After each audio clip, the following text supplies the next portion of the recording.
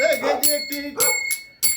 त्याची सोन्याची कासूटी मुकी राम राम राम नको जाऊ रे मारुती थोडं थांब थांब थांब जातो लंकेच्या या भेटी सीतामाई माऊलीसाठी जातो लंकेच्या या भेटी सीतामाई माऊलीसाठी तत राक्षसाची दाटी मोठं कठीण काम काम नको जाऊ रे मारुती थोडं थांब थांब थांब